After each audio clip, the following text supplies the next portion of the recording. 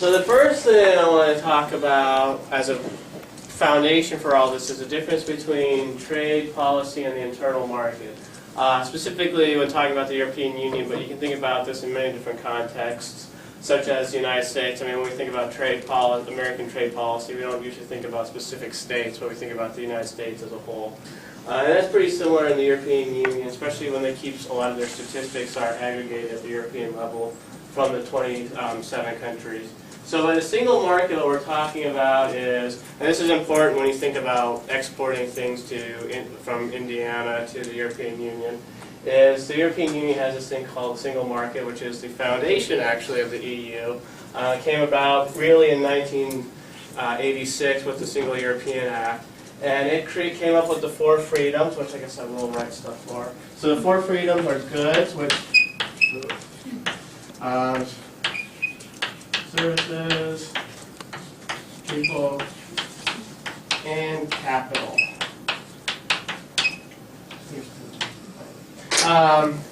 So basically, so these are the 4 freedoms. The idea is that one of these produced in, say, Finland can come down, can move to Portugal easily without any internal borders, because as you know, I mean, each country is a country. So until 1986, they were free to set up a lot of borders with inter-European trade, and just like the American Constitution bans limits on interstate commerce, the Single European Act was to try to create the same thing, where you could produce computers in Ireland and sell them in Romania, or you could create collateralized debt instruments in London and sell them in Poland, or you could grow up in Sweden and move to Spain, or you could put your money in a bank in Greece and find it in Germany.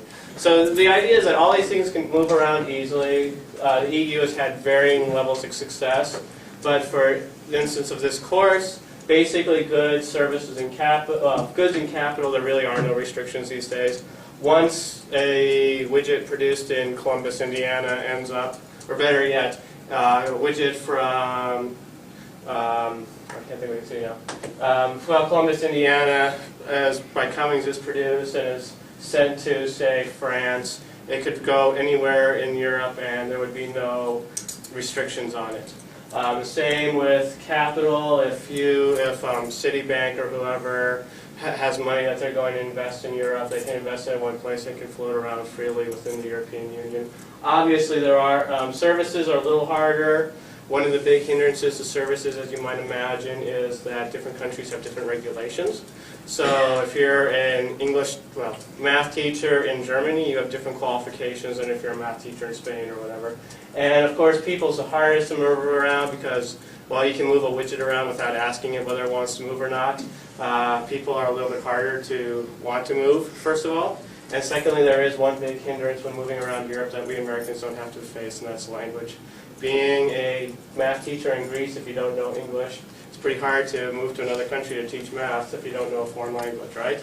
So this is, but for today's talk, really the big difference is the single market is the internal market of the European Union, and I will not be talking much about that, but I wanted to get it out there so you're aware of it. And the EU itself, if you're looking at their documentation, when they talk about trade policy, they always talk about trade policy being extra EU, whereas the single market being internal EU. On this map, I just wanted to point out one other thing. So the blue, obviously, is the 27 members of the European Union, soon to be 20. Oops, I made a mistake. If anybody can catch the mistake, I'll be impressed. I threw this together this morning. Sorry about that. But anyways, Croatia will be joining in 2013 to make the 28th member. And then the four yellow countries are the European Free Trade Area. Switzerland is actually probably supposed to be some sort of weird beige or something because of course being Switzerland, it has its own distinctive agreements with the EU. But basically the idea between the yellows and the blues is that they're all one common free trade area, just like Canada, the United States, and Mexico and NAFTA. You can move products between them without having to worry about tariffs, custom regulations, that sort of thing. So the EFTA and the EU work together very closely as a currently 31-member bloc. And the mistake is I forgot to fill in Slovenia, Slovenia. So why talk about the European Union? Besides the fact that the Europeans like to talk about the European Union. So as you can see, I'm stealing from their own information. The EU is probably the largest trading actor in the world.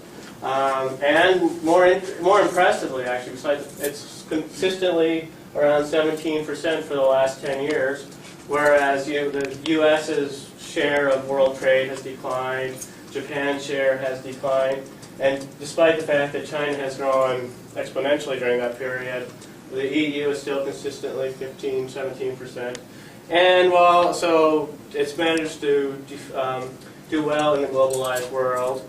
And I don't know how many of you are aware of this, but the second largest exporting country in the world in absolute value after China is Germany. So, and that's just one of many major European countries. So the EU is an important player in global trade. Just from their own bragging rights, they're about 15%. They're the largest exporter in the world as a block of 27, yes? So was that excluding intertrade or including? That's excluding intertrade. So that is from the European Union to the rest of the world. That does, if you were to include intertrade, the numbers would be astronomical. I believe it would be another 70% or so of trade as a percentage of GDP.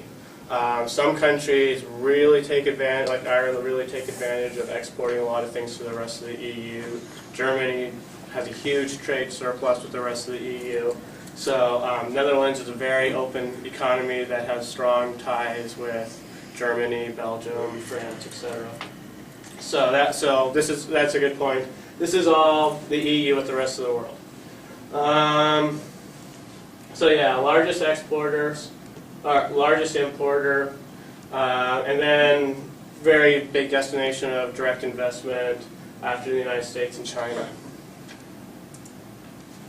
So why is it that we want to think about the European Union as a single voice? And a lot of this has to do with historic ways that the EU developed. When the EU first came about in 1957 as the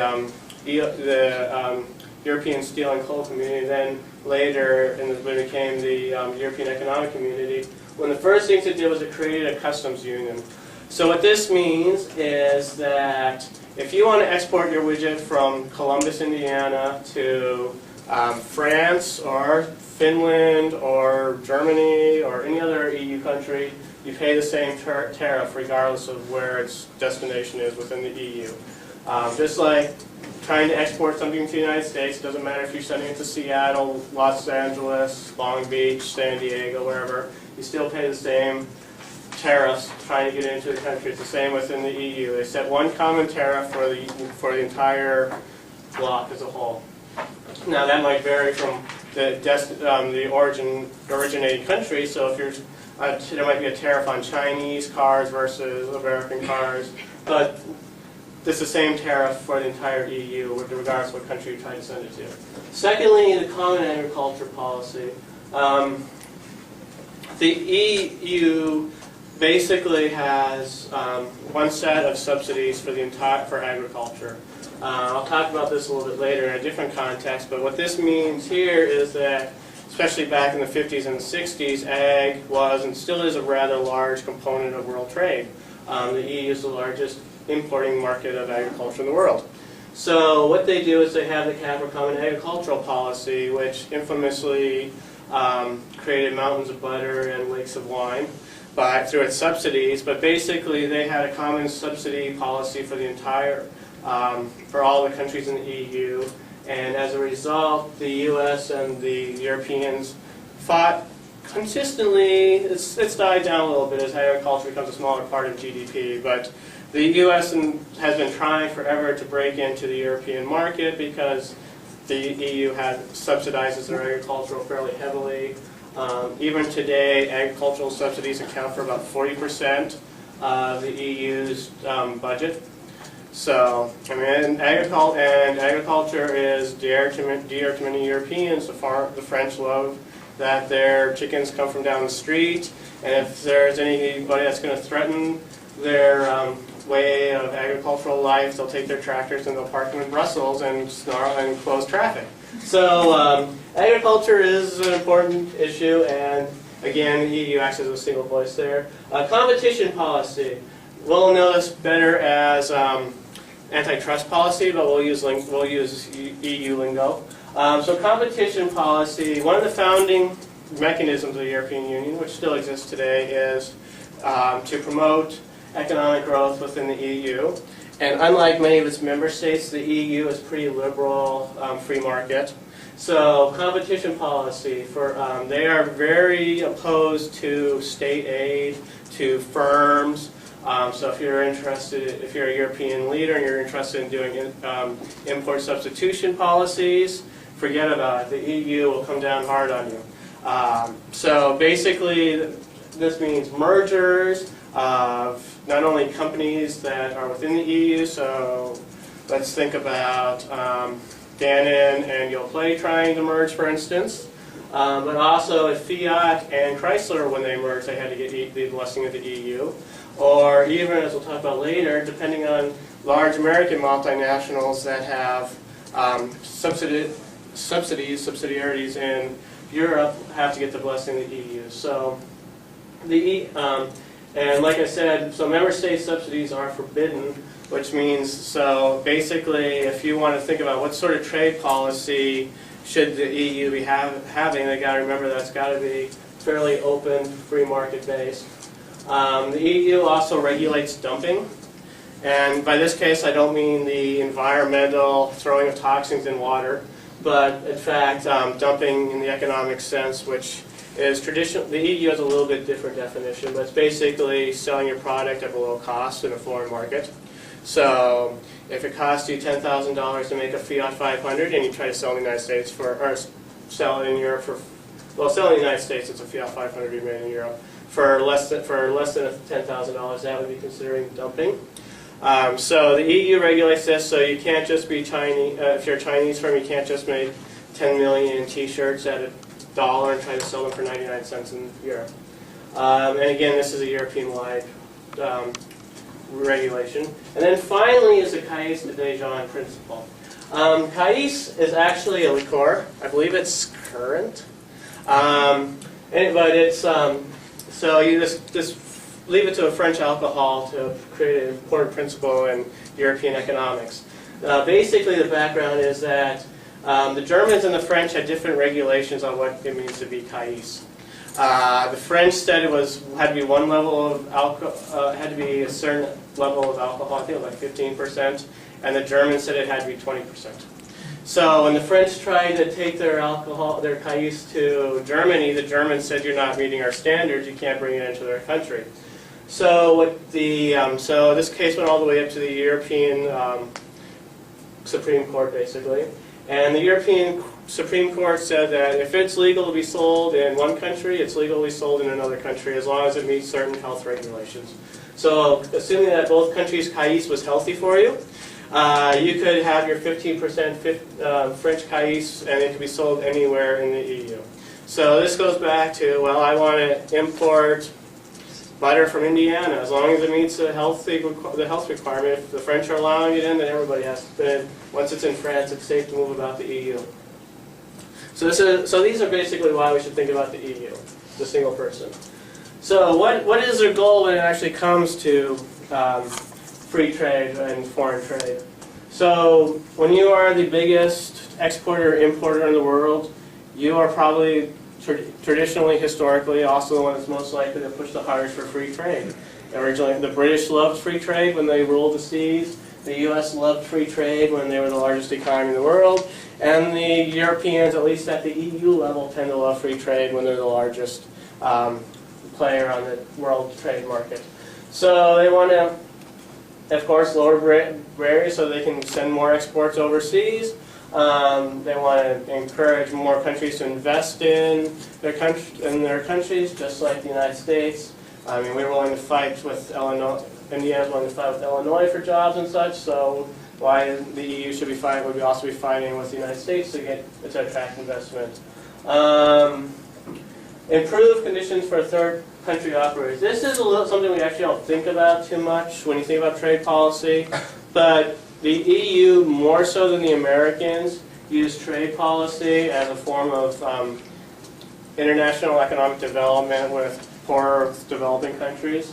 So they try to give preferences, such as the Lome Accords, to African countries that produce textiles. A lot of them are former, well, particularly French colonies, but the EU is all about using trade benefits as a way to foster development in poorer countries. I would say more so than the United States for this. What do they care about?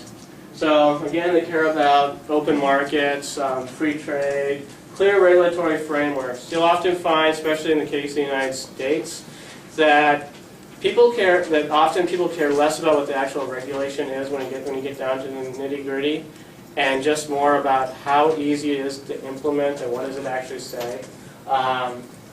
You don't want all the regulations that can be interpreted in many different ways depending on how the bureaucrat feels that day. You want it to be something that's nice and clear, that your thread count always has to be 200 if you're trying to claim that it's a linen or whatever.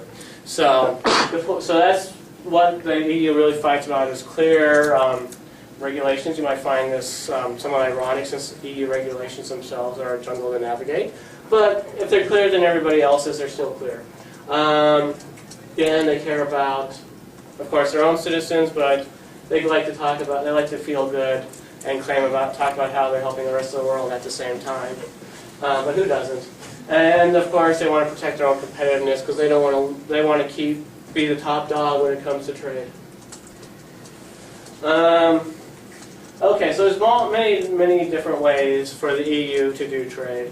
I'm sure most of you have taken this from Crotch or Ravini or whatever, where we've got our multilateral trade agreements. Currently we're on the Doha round, but we've been on the Doha round for 10 years now. We might be on the Doha round for the rest of our lives. So there's a multilateral approach. There's a bilateral approach, which of course the pessimist would say is hindering multilateral trade agreements. And by multilateral, what do I mean? I mean worldwide. Like the Doha round applies to all the WTO countries, which is 100 and some. I don't know what the exact number is these days. It changes fairly regularly.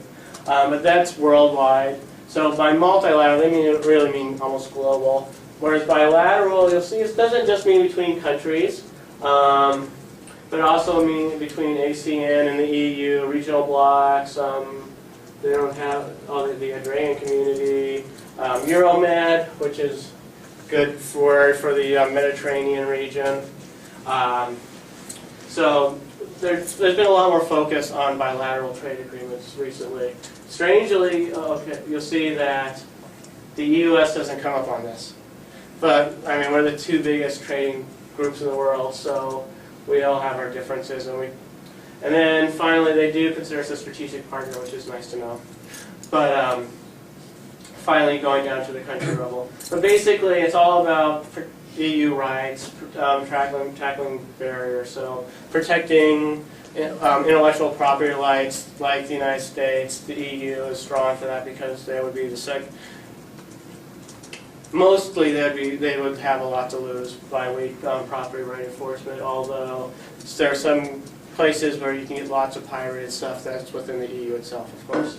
Not to go too far off track, but of course the EU is a much more diverse place than the United States economically. I mean, you go from Luxembourg, which is one of the richest countries in the world, to Romania and Bulgaria, which have, I think that current figures are about $6,000 to $7,000 per year per capita, depending on how you measure it. So there are many different voices at the table within the EU itself, and while they speak as one voice at the WTO, you will not find a German seat at the WTO. You'll find an EU seat representing all of them. There's plenty of discussion within the EU on who benefits from what. Usually the post-communist countries lose out to Western Europe, but Western Europe is also larger both in population and in economic and richness. So yeah, I mean, again, this is pretty much universal. Trade is more than just tariffs. I mean, for the longest time, there was arguments about tariffs. But tariffs are at record lows worldwide right now, so we've got standards, health safety standards, licensing practices, domestic taxes, which may or may not be some sort of subsidy, using taxes as some sort of subsidy to boost domestic demand or domestic consumption or domestic production. Government procurement, yeah, this is definitely a dot, dot, dot. So procurement is contracting, as we would say in the United States. In the U.S., where you have a lot of Buy American Act, Fly American Act. So if you have a grant from the federal government and you want to go fly off to the middle of nowhere in Africa, you have to fly on an American carrier. The EU, fortunately, does not have this rule. You can fly on anybody's airline anywhere if you're using EU money. So that's one way I think about government procurement. Another way is within the EU itself, if the French government wants to buy, I don't know, what do they want to buy? Trucks. So they want to buy garbage trucks. These garbage trucks can be produced, any country or any company in the EU is open to bid on producing garbage trucks for the French government. In the United States, of course, it would be a big stink if the American government was buying garbage trucks from Japan or China or something. So government procurement, government contracting, the EU is all about openness. One way to think about that, and Fly America is a good one, is the Open Skies Agreement, which was recently signed between the United States and the EU, which really opened international air travel. Before it was real, the U.S. somehow won this one because only American airlines are allowed to fly between American cities. You can code share, but you can't actually. But now that's no longer the case in Europe. So, like for instance, I was looking at flights from Brussels to Washington, and the cheapest flight was from Lufthansa, which is a German company and does not actually have any hubs in Brussels. Whereas, so there's a lot more. So now it's a lot easier to fly from the United States to Europe and vice versa. And now American carriers can look at flying inter-European cities, but it's not quite true the other way around. And then finally, and we talk about this in all of your SPIA classes, trade is not just about, it's about the environment, labor rights, human rights.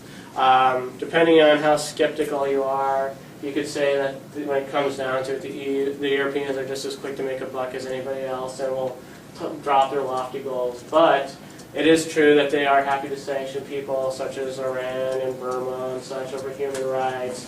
Labor rights is a big deal. Labor unions are really strong in Europe, and they have a strong voice in national politics and international politics. So labor unions are more than happy to tell their members of the European Parliament or the national governments to help protect labor rights in far-off lands. And of course, the environment. The EU likes to see themselves as very green with trade. So they will look at who's polluting what. And this is an issue in the United States because if an American company is polluting in the U.S. and it violates EU laws, the EU have been talking about trying not to have these goods be imported into the EU since they weren't up to European standards of safety for the environment. And I believe that's an ongoing dispute that probably will never be settled, but it's a good one. It's good to talk about. So there are the EU has a lot of bilateral trade agreements around the world. Yeah, I mean, especially with the Doha round being so dead these days, everybody's moved on to other ways of thinking about how to open up new markets and new trading partners. I mean, the U.S. just had its own free trade agreement with South Korea, so what's to stop the EU from doing the same? And here you can see that the EU has a lot of agreements with a lot of countries. Simply, red already has some sort of agreement. Black means they're working on it, and orange means they're thinking about it. You'll notice that the two biggest areas that are wide would be the United States and China. I mean, Russia's big too, but it's more because it's a big country than its economic clout. But there is a lot of places within the EU has a lot of top ties. Most of these are also, strangely enough, former colonies. The former colonies do get a lot of preferential treatment with the EU, and we'll talk about that in the next slide, I believe.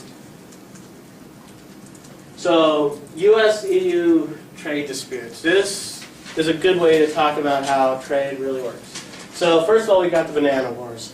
I bet you didn't know that the United States was once involved in a banana war with the EU. They weren't throwing bananas at each other per se, but bananas became the hot issue in world trade and is actually still a textbook example of trade disputes. So basically, the banana wars boiled down to the fact that the European Union had a preferential trade agreement with its former colonies in Africa that produced bananas. Americans, companies such as Chiquita, produced their bananas in countries that didn't have these preferential trade agreements. So as a result, Europe slapped a bunch of tariffs on bananas that were not coming from Africa, hurting American companies. The U.S. took the EU to, at the time, the GATT, the General Agreement on Tariffs and Trade, the predecessor of the WTO, and they won because European bananas were a lot more expensive because they were coming from Africa instead of banana plantations in Central America. So that was basically the first real trade dispute. That was EU versus the U.S. and different thoughts on how trade should go about. The U.S. was thinking about supporting its companies regardless of where they produced their bananas. The Europeans were thinking about countries that were former, particularly French colonies. Secondly, Boeing Airbus. This one is a dispute that is going to go on probably. It's already consumed many people's lifespans, and it's probably going to go on forever. The basic point is there are two companies in the world that make large wide-body aircraft, the United States, Boeing and Airbus. And everybody argues over who's getting subsidized more by its respective government. The Europeans say that Boeing gets subsidized because a lot of Boeing's money comes from defense contracts, and a lot of defense contracts create spillover into civilian airlines. So for instance, Boeing's first wide-body airplane, the Boeing 707, its airframe is exactly the same as the B-52, and also was used for the KC-135 tanker. So basically, the government paid Boeing to produce this airplane, which conveniently enough could both drop bombs, refuel airplanes, and carry passengers. So the Europeans say that is a subsidy. The Boeing in the U.S. counters that Airbus receives a lot of money from European governments in the way of, startup capital. So when the Airbus produced the A380, which is the huge jumbo jet, the one that's double-deckers, a bunch of governments, especially the Spanish, French, German, and probably the British, don't quote me on the British, gave billions of euros in loans to Airbus and its parent companies to start this. Now, they were loans, so they had to be paid back, but Boeing argued that that was a subsidy as well. So basically the argument, so both sides probably have valid arguments, and depending on whose case gets settled first, you hear that one side wins or the other. Until recently, they had agreed to basically call it a truce and admit that both sides could subsidize and move on. But it's been back in the news again. So this one will continue on. And it's basically the traditional dispute of who's subsidizing whom. Thirdly, Honeywell. Honeywell is an interesting case that shouldn't be forgotten. Honeywell was going to merge with GE or Westinghouse, another big electronics company. And the U.S. Department of Justice said, that's fine, great, we support you, whatever. You have our blessing. And then the EU said, oh no, you can, they blocked the merger. So, which was surprising in that both are American companies. But they did have subsidies, and they did have firms located in Europe. So instead of dealing with the wrath of the EU, the merger ended. So there is a trade dispute in the fact that the EU managed to through its own trade regulations, prevent a merger of two American companies. Another one is Microsoft. Microsoft fell afoul of its own of the EU competition policies by various things that are pretty much the same as it was doing in the United States. The EU fined them a huge amount of money. I don't remember the billions. And they also argued that they had to. I think Microsoft Internet Explorer had to be broken off from Microsoft Office there as well too. And then Google. Google runs afoul more because of privacy issues. We allow Google to spy on us in the United States. The Europeans are a little less happy with. Google Earth is a great example. Wow, we have no problem with Google taking pictures of our streets. The Europeans got a little offended when Google's taking pictures of our house and putting them on maps. So that's pretty much been resolved. Google's changed their software. Another one that goes way back to my first point, way back at the beginning, would be beef. So the U.S. and the EU love to fight over beef as well. One big fight is because of mad cow disease. So the U.S. slapped a ban on British beef when mad cow disease came out. But Americans, because of the way of the hormones that we inject in our beef, the Europeans said that was bad. And this goes back to a principle that I'm sure everybody that's getting an MSES knows more about than I do. And that would be the precaution.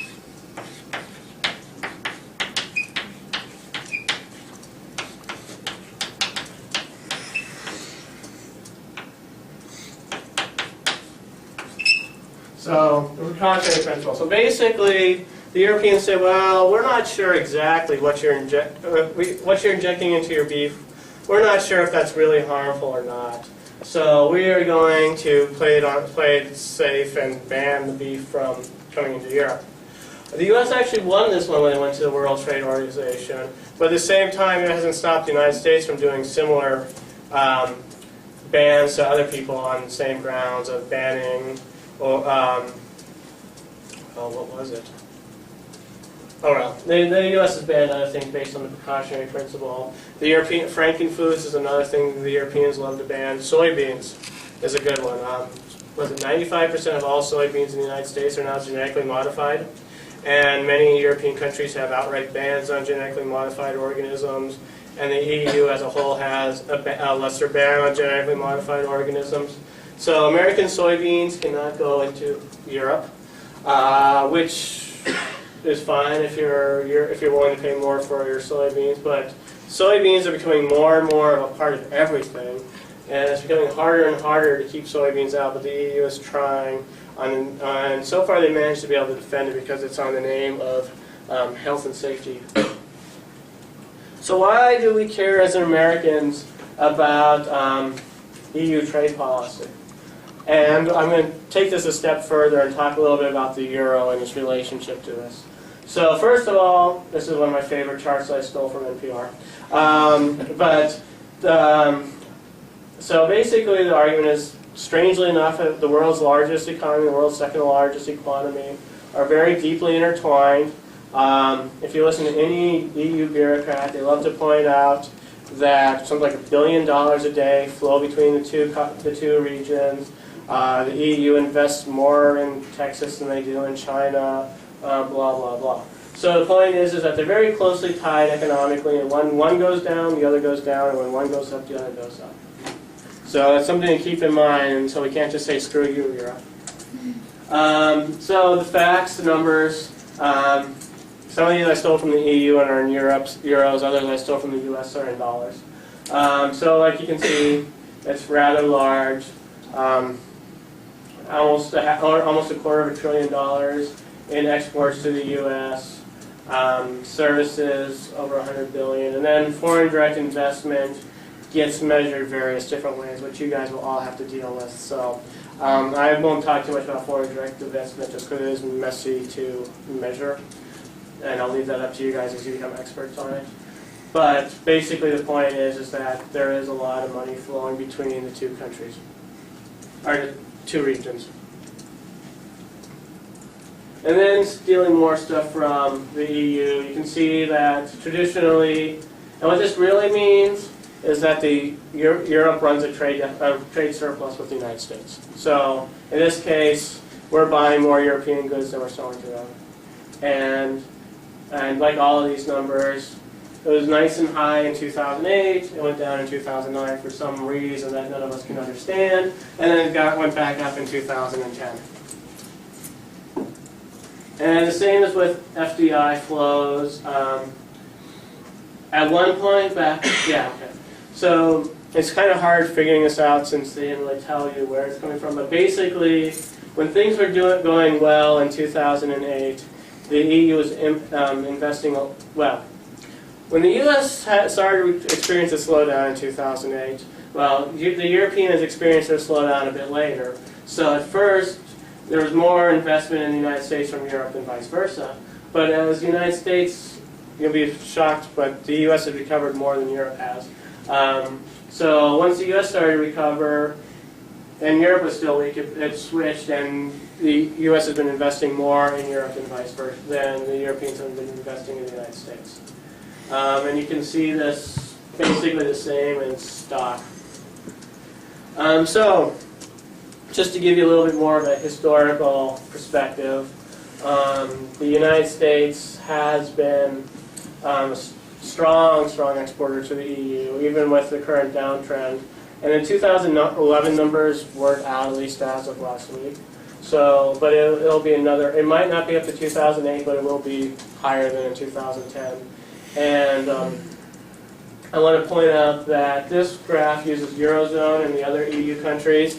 17 European Union member states use the euro, 10 do not. Basically, that light greenish color, most of that can be accounted for by the UK. A little bit goes to Sweden, but most of the non-euro countries are relatively smart economies. You're not going to be too concerned in your trade data about what Lithuania and Luxembourg are doing, or Lithuania and Latvia are doing. Whereas the dark green is the 10 EU countries, again, mostly representing Germany and France and Spain and Italy and Ireland and the Netherlands. Luxembourg might be rich, but with 400,000 people, they don't need to import too many things. So why do we care? I mean, so this graph, which I'm going to spend a few minutes maybe on, is looking at U.S. exports to Europe and the exchange rate for the euro. I'm sure most of you have taken some sort of financial foreign trade class or foreign investment class, and you know all about exchange rates. But as you can see, there appears to be a decent correlation between the exchange rate and the amount of investments, right? Excuse me, amount of exports. The higher the euro is, basically the stronger the euro is, the more dollars it takes to buy a euro, the more American exports that are bought by the Europeans. And when it takes fewer dollars to buy a euro, there's less exports. And you might, and I mean, I assume you guys know all this, or do you want me to go through the math of this? Don't assume too much. Please. Don't assume too much. Okay, well, fortunately I brought along my extra slide just in case. So we have an example with the economist's favorite gadget out there, the widget. So assume that a European firm and an American firm are making widgets. The European firm, it costs 10 euros to produce a widget. The American firm, it costs $10 to produce a widget. So if you sell at price equals cost, what would that widget cost? So in Europe, or the euro area, the European firm's widget would cost 10 euros regardless of the exchange rate, right? Because it's being sold in its home market. Vice versa, in the US, the American firm would sell their widget at $10 regardless of the exchange rates because it's its home market. So what happens if the euro value changes or the dollar value changes? Well, they're inverse. One goes up, the other goes down. So 1 euro equals $1.50. This is closer to what it is now. It's about $1, or $1.30 equals €1. So we'd say the value of the euro has gone up. And if you're a tourist and you go to Europe, you're like, oh my gosh, it's so expensive now because the coffee used to be was €5 and it used to be $5, but now it's $7.50. How inconvenient. Well, conversely, the best rule of thumb is if you're a tourist and it's bad for you, it's good for you if you're an exporter. So the value of the euro goes up, and oh my gosh, my widget is suddenly much cheaper in Europe because, well, it still cost me $10 to make it, and it only cost me, that's only €6.67. So I can lower my prices and either have a higher profit margin or not, but still I can outsell the person at €10 because they can't change in their home market. Conversely, if you're a tourist, you're like, oh yes, that coffee is still €5, but now it costs me $2.50 instead of $2.50 US instead of $5 US because €1 equals 50 cents. Bad news if you're an exporter, you suddenly found that your widget costs twice as much in Europe. So on the other hand, in the United States, with the euro being so strong as it is now, their €10 widget costs $15 to sell. So but if the euro were to go down in value, or the dollar were to go up, and then it would be more like $5. So basically, I mean, think of it as, I mean, it's counterintuitive in that, you know, usually most people think about exchange rates, they think of it as if they're a tourist, because that's most people's only interaction with exchange rates is, I'm going to go buy a Big Mac in Berlin, and it's going to cost twice as much as I expected because of the exchange rate. But at the same time, McDonald's loves it when that's happening. So they're loving it. Not to steal their phrase at all. On top. So that's, and I'll go back for a sec.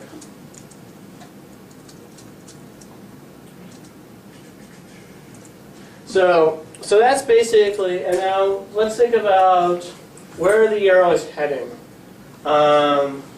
Which, yeah, I don't have a slide. So where is the euro heading? Currently it's like $1.30. A year ago at this time was $1.40. So, which would have been better for American exporters, but worse for European exporters. So the Europeans are actually in this weird situation that, well, everybody's talking about how bad the European debt crisis is. There are a few ways that it actually benefits them. So when investors are like, oh, the euro, it's going to fall apart, I have less faith in it, the value of the euro goes down, and that actually helps exporters. And Germany being the second largest exporter in the world, they are in some ways harmed by having a high euro, but would prefer to have a lower euro. So in some ways they're actually benefiting from this because when things were good in Europe, the euro was hanging around $1.40 or so, which I would say, most people I think is now would say it was overvalued. It should have been $1.20 anyway. But so in some ways, if you're an exporter, you're benefiting from. If you're a European exporter, you're benefiting from this high euro. But that's only in the current situation. Now let's think about what sort of scenarios could happen in Europe. One scenario is that people lose faith in the euro, but the euro stays together. So what would happen is the euro would probably continue back down to maybe $1.10 or even par. And that would, in fact, hurt American firms exporting to Europe, but it would help German firms or French firms or whatever that are trying to sell in the world on the world market.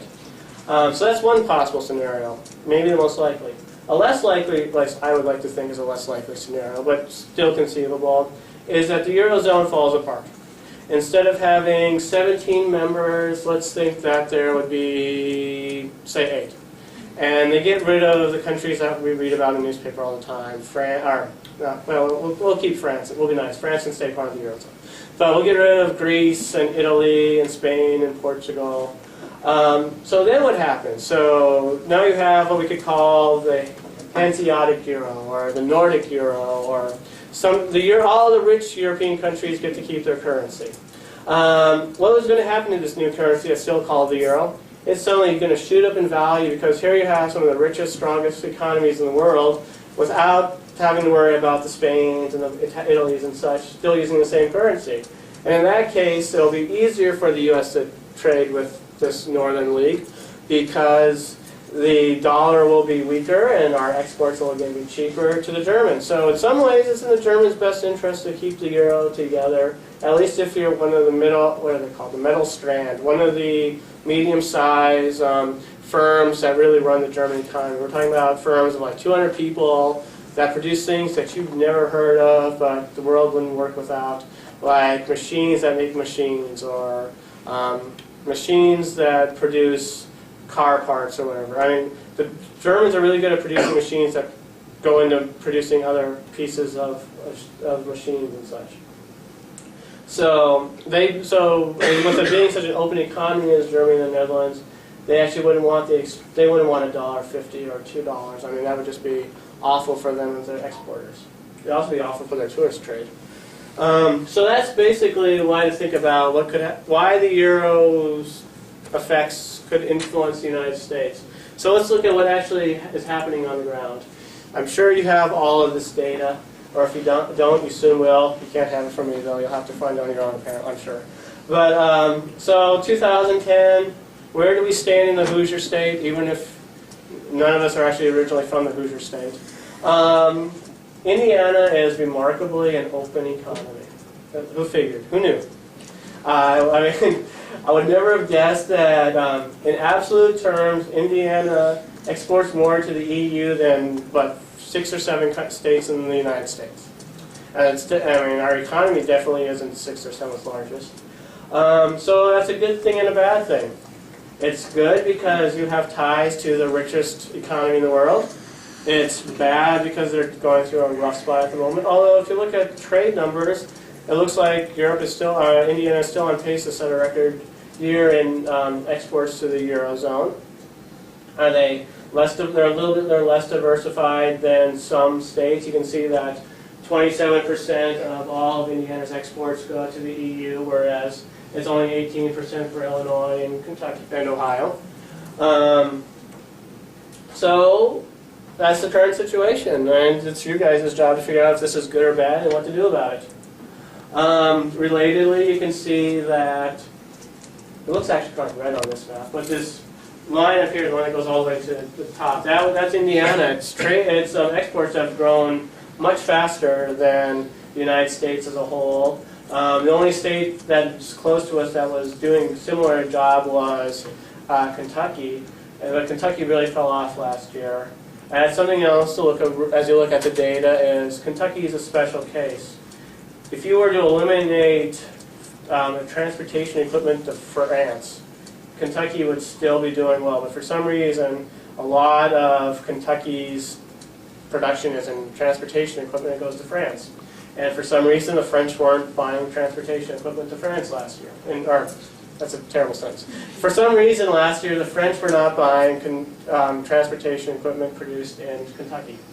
Don't ask me why. That's somebody else's job to figure out. But that is why they dropped off. And then you look, I mean, again, you know, who produces what. And here's the kicker. And you guys all have the data at more precise levels than what you can get for free online. But 60% of what Indiana produces is chemicals. Now, is that really shocking if you take 37 up to Indianapolis and you see how it literally dominates the entire south side? No, but it is an outlier. And again, is this good? It's good because everybody needs their Viagra. It's bad because probably Indiana should be producing things besides Viagra. So that's something else that you want to think about is chemicals, especially pharmaceuticals, is probably a pretty stable market because rich countries with graying olding populations are going to want to keep on buying pharmaceuticals. But at the same time, you look at how Illinois has got a lot of different areas where about 20% of their trade in different areas goes to Europe. Or excuse me, about 20% of their total trade to Europe is in 3 different categories each. And then you look at the other interesting thing, and here another thing about Indiana is what countries is it exposed to? So the pigs, I haven't thrown out this phrase yet because I don't really like it, but it's simple, it's easy to remember, it's a good descriptor. So the pigs with 2 eyes, although let's keep it with the P's. So we got 2 eyes. I'll circle this one. So we've got Portugal, Italy, Ireland, Greece, and Spain. Ireland is trying like the devil to get out of this. They're actually doing a pretty good job of it at the moment. So it could be pigs with 1 eye or pigs with 2 eyes. Depending on things happen, we might have to figure out how to put a B in here. And I don't know, it could be like so a B or an F, and I mean those don't really fit into the acronym very well. But so the pigs are Portugal, Ireland, Greece, Italy, and Spain. And you can see that the U.S. has very little exposure to them. Indiana has above average exposure to those countries. Ohio is more like the world average. Kentucky is really small, and Illinois is somewhat. So looking at, you can see like the UK, except for Kentucky, is pretty consistent. Germany is really consistent. For the first time ever, Germany was Indiana's largest European trading partner last year. It looks like it'll be that way the same this year. The Dutch punch above their weight. I mean, Netherlands is the 8th largest European country, but yet it's typically the 5th largest source of trade. Where are we? And then France and Belgium. Belgium, again, punches above its weight a little bit. Another open economy. Ireland, the U.S., Indiana is the only one that has a large exposure to Ireland and Spain, for that matter, and which we'll talk about here. So here are our dear friends, the pigs. The numbers really aren't that surprising. I mean, Italy is the 4th largest economy in the EU. Spain is the 5th largest. Ireland, we share this great thing with Ireland. We all speak their language. The Irish have this great advantage in that since they're on Greenwich Mean Time, we can talk to the time zone differences are less, so they're a good bridge between the continent and the United States. They have a very low corporate tax rate. It's the lowest in the EU. You ask any European what they think about Ireland, and they're like, we want to get rid of that corporate tax rate because it's so much lower than everybody else's. So the Americans love Ireland. We put a lot of money in Ireland. Portugal and Greece, strangely enough, we don't export much to them or invest much in them. Their economies are fairly dissimilar to the American economy. I mean, Germany produces things that Americans produce a lot more. I mean, we don't think too much about our strong ties with the Greek olive. So that, I mean, and then looking at Indiana, and you can see we're exposed. But we have hope. The red is chemicals. So, for instance, Spain, I mean, the Spaniards bought almost $900 million worth of Indiana chemicals in 2010. Italy and Ireland each bought a lot. You'll see that the rest of these lines, I mean, even simplified, it's not that much. And then, I mean, Greece could disappear tomorrow and we'd barely notice. Portugal, we might notice a little bit more. I mean, it all depends on what that one firm is that does transportation equipment with Portugal. If it's Cummins, maybe they won't even notice since they're such a large company. And that's basically it in really in a nutshell. So.